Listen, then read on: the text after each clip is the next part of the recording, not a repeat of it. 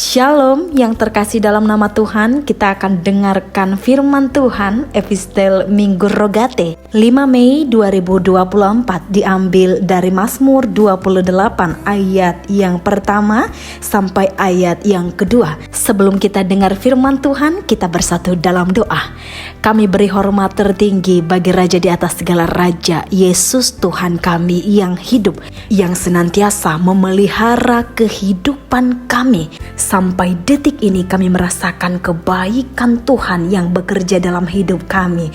Saat ini kami akan dengarkan Engkau berfirman Tuhan, maka berilah kami kekuatan untuk paham dan dapat melakukan firman-Mu. Dalam nama Yesus kami berdoa, amin. Kita akan dengarkan firman Tuhan dalam Mazmur 28 ayat 1 sampai ayat 2. Demikian firman Tuhan.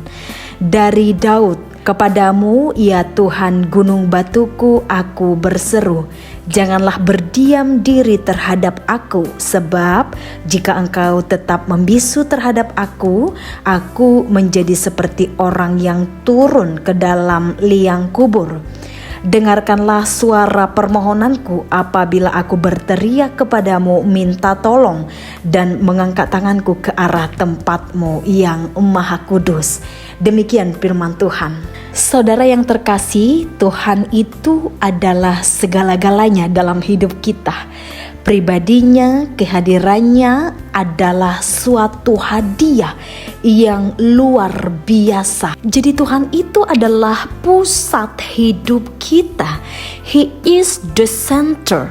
Sehingga ketika kita hidup tanpa Tuhan, semuanya terasa sia-sia. Inilah yang menjadi pengakuan daripada Daud dalam nats ini. Daud sadar bahwa hidupnya tidak berharga tanpa adanya Tuhan yang pegang hidup Daud. Ini berasal dari pengalaman-pengalaman Daud yang berjalan bersama Tuhan, yang mana ia jadikan Tuhan sebagai perisai dan kekuatan ketika menghadapi tantangan rintangan yang ada di depannya. Jadi yang dikasihi Tuhan, kitab Mazmur ini merupakan ciptaan perorangan yang mencerminkan perasaan perorangan juga.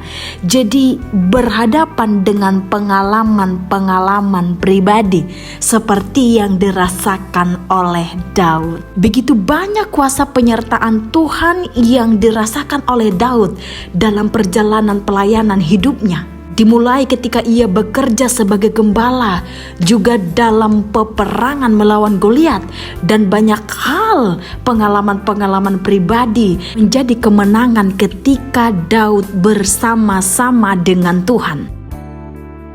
Sehingga Daud tidak mau jauh dari Tuhan, ia akan selalu cari Tuhan dan kejar Tuhan. Nats ini memperlihatkan kepada kita bahwa Daud benar-benar berketergantungan kepada Tuhan. Ini harus jadi contoh besar bagi kita amang inang, bahwasanya kita harus hidup seperti Daud, menaruh harapan dan berketergantungan besar kepada Tuhan. Nats ini adalah seruan Daud meminta tolong kepada Tuhan agar ia tidak diseret bersama-sama dengan orang-orang fasik atau orang-orang yang melakukan kejahatan. Jadi ada kerinduan Daud besar kepada Tuhan agar Tuhan mendengarkan seruan daripada Daud. Sehingga di ayat 2 ia berkata, dengarkanlah suara permohonanku apabila aku berteriak kepadamu minta tolong dan mengangkat tanganku ke arah tempat-Mu yang Maha Kudus. Amang inang yang dikasihi Tuhan, mungkin di antara kita ada yang mengalami posisi